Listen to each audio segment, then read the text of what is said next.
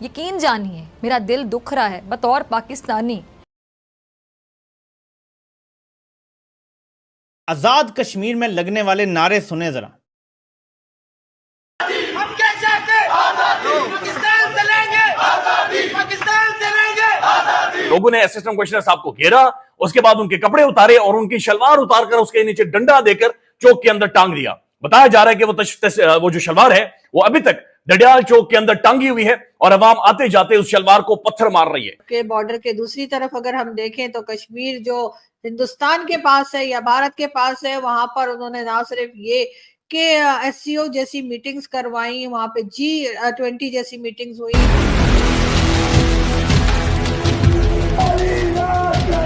मेरी दुआ है कि ये वीडियो एडिटेड हो, मेरी ये दुआ है कि ये ना हुआ हो पाकिस्तान में।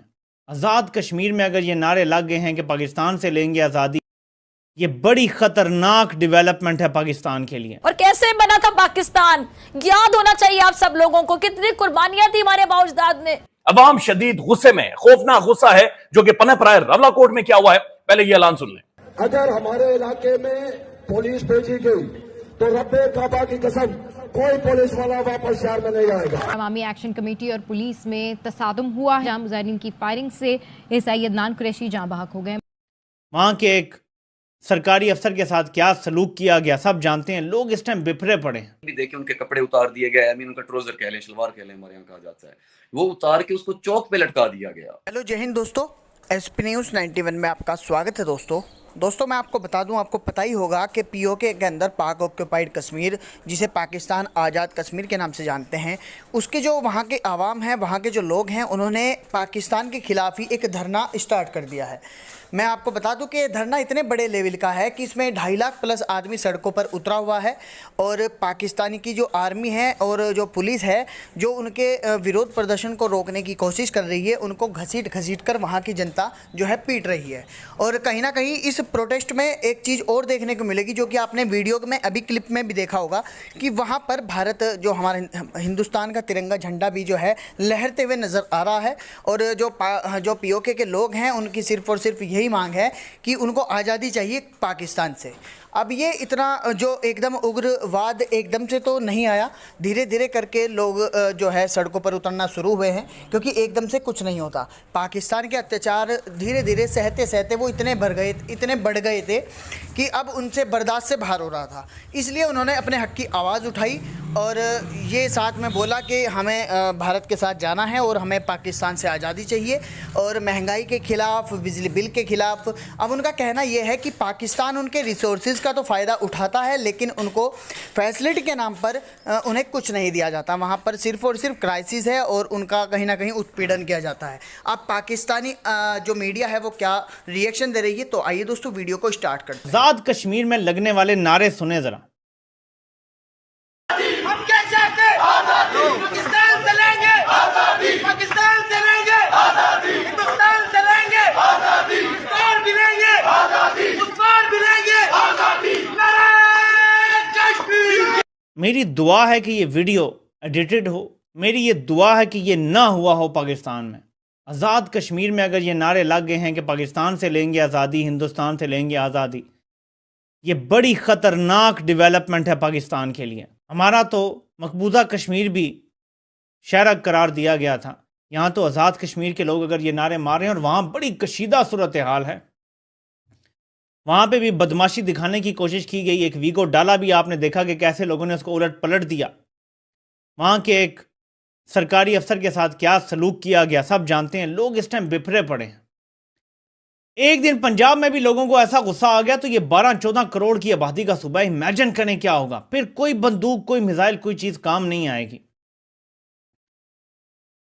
जुल्म और जबर एक हद तक इंसान बर्दाश्त करता है, फिर सब्र का पैमाना लबरेज हो जाता है। इस टाइम पाकिस्तान में अक्रॉस द बोर्ड बिल्कुल आखिरी एज पे खड़े हैं।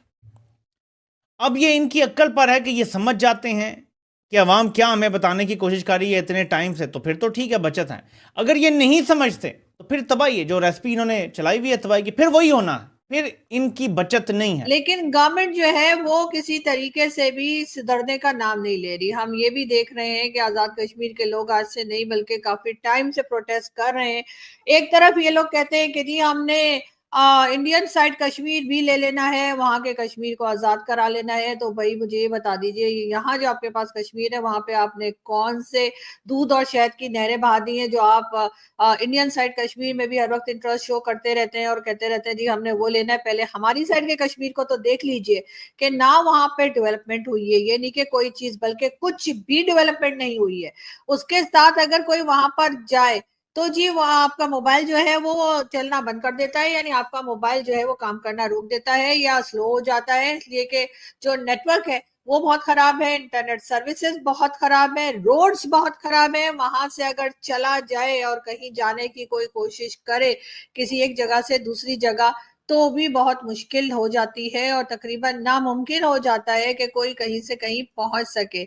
इस तरह की बातें भी जो हैं वो हमने देखी और इस तरह की सिचुएशन भी हमने कश्मीर में देखी, लेकिन उसके बावजूद लोगों ने इस चीज को ठीक करने की कोशिश नहीं की। किसी ने ये नहीं सोचा कि ये जो हम कर रहे हैं इसका असर क्या होगा, जबकि बॉर्डर के दूसरी तरफ अगर हम देखें तो कश्मीर जो हिंदुस्तान के पास है या भारत के पास है, वहां पर उन्होंने ना सिर्फ ये कि एससीओ जैसी मीटिंग्स करवाई, वहां पे G20 जैसी मीटिंग्स हुई, वहां पर जो है वो कई दूसरी कंट्रीज आके कोई मॉल बना रहा है, कोई डेवलपमेंट कर रहा है, और हमारी तरफ जो कश्मीर है उसका बुरा हाल है।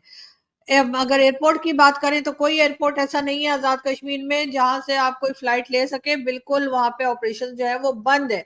लेकिन हम उस पे जो है शर्मिंदा होने के बजाय उन्हीं के लोगों को जिनकी वो जमीन है, जो लोग वहां रहते हैं, उन्हीं को परेशान करते हैं, उन्हीं को तंग करते हैं, जो कि बहुत बुरी बात है और ऐसा नहीं होना चाहिए। लेकिन आप लोग जैसा कि जानते हैं कि पाकिस्तान जो है उसने हमेशा से कश्मीर पे अपना हक जताया है और उसके बाद काम कोई ऐसा नहीं किया जिससे कि वहां के लोग इस हक को माने या इस हक को मानना चाहें। यकीनन इस वक्त भी कश्मीर के लोग बहुत तकलीफ में हैं। कश्मीर के लोग, मैं पाकिस्तान की बात कर रही हूँ, मैं भारत की बात नहीं कर रही हूँ। पाकिस्तान की तरफ जो कश्मीर का हिस्सा है वहां के लोग बहुत परेशान है, बहुत तकलीफ में है, बहुत प्रोटेस्ट कर रहे हैं, घरों से बाहर है बेचारे, जो है पुलिस वाले उनको मार पीट रहे हैं, और इस तरह की कई पिक्चर्स और यानी कई फोटोज और फुटेजेस जो हैं वो आप सोशल मीडिया पर बड़ी आसानी से देख सकते हैं। लेकिन इसके बावजूद गवर्नमेंट के जरा सा भी असर नहीं हो रहा, वो जरा सा भी ऐसा नहीं सोच रहे कि क्या करें कि इन लोगों को इस मुश्किल से निकालें और क्या करें कि इन लोगों की जो डिमांड्स हैं वो पूरी की जाए। बिल्कुल अब इनको इसके अलावा कोई रास्ता नहीं रह गया। पहली बार मैं देख रही हूँ कि मेन स्ट्रीम मीडिया यानी टीवी चैनल्स जो है वो कश्मीर में होते हुए प्रोटेस्ट को कवर कर रहे हैं। पहली बार हमने देखा, फर्स्ट टाइम पाकिस्तान की हिस्ट्री में शायद फर्स्ट टाइम ऐसा हुआ है कि कश्मीर में प्रोटेस्ट हो रहा है, कश्मीर के लोग परेशान हैं, बाहर निकल रहे हैं, पुलिस वाले उनके ऊपर लाठी चार्ज कर रहे हैं, और हम ये देख रहे हैं कि पाकिस्तान टीवी चैनल्स उस खबर को दिखा रहे हैं। और ये खैर एक अच्छी बात है, पॉजिटिव चीज तो ये है कि पाकिस्तान टीवी दिखा रहा है। लेकिन गवर्नमेंट क्या कर रही है? गवर्नमेंट इस मामले में बिल्कुल खामोश है। गवर्नमेंट अपने वही पुराने काम, वही पुराने राग और वही पुराने गाने लेकर हाजिर हो जाती है रोज की तरह कि जी अब ये कंट्री आ रही है, वो कंट्री आ रही है, 10 बिलियन की इन्वेस्टमेंट आ रही है, 5 बिलियन की इन्वेस्टमेंट आ रही है। आ क्या रहा है मालूम नहीं, अभी तक तो कुछ नहीं आया है, लेकिन उम्मीदें बहुत जगा दी हैं, लोगों को बहुत होप्स दे दी है कि जी यकीनन बहुत कुछ आने वाला है, बहुत कुछ मिल जाएगा। लेकिन जो लोग पहले से मौजूद हैं पाकिस्तान में वो क्या करें?